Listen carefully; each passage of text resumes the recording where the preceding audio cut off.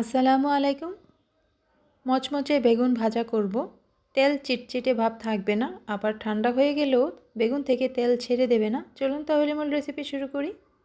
বেগুন আমি গোল করে কেটে ধুয়ে তারপর এর মধ্যে দিয়ে দিলাম হাফ চা চামচ লবণ, হাফ চা চামচ হলুদ গুঁড়া, হাফ চা চামচ মরিচের গুঁড়া। এবার একসাথে ভালো করে মিক্স করে কিছুক্ষণের জন্য রেখে দিতে হবে, যেন বেগুনের ভিতরে লবণ মশলা ঢুকে। সাথে সাথে বেগুন ভাজা করলে ভিতরে লবণ ঢুকে না, তাই কিছুক্ষণ মেখে রেখে দেবেন।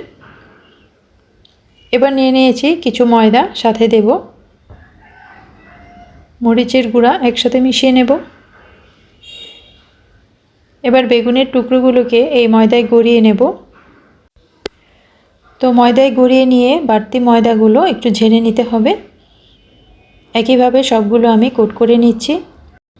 এভাবে বেগুন ভাজা করলে বেগুনের ভিতরে তেলটা যায় না, উপরটাও মচমচে হয়, আবার বেগুনটাও শুকনা থাকে। এটা অনেকক্ষণ ভেজে রেখে দিলেও তেল ছেড়ে দেবে না। আবার বেগুন ভাজার সময় তেলে দিলেই দেখা যায় বেগুনের ভিতরে সব তেল শুষে নেয়। তারপর ভাজা করে যখন আবার প্লেটে রাখা হয়, সেই বেগুন থেকে আবার তেল ছেড়ে দেয়। তো এভাবে যদি বেগুন ভাজা করেন, বেগুনের উপরটা ক্রিস্পি থাকবে, আবার বেগুনটাও তেল চিটচিটে হবে না। গরম ভাতের সাথে বেগুন ভাজা দারুণ লাগে খেতে। সবাই অনেক ভালো থাকবেন। রেসিপি ভালো লাগলে লাইক দিয়ে সাবস্ক্রাইব করে রাখুন।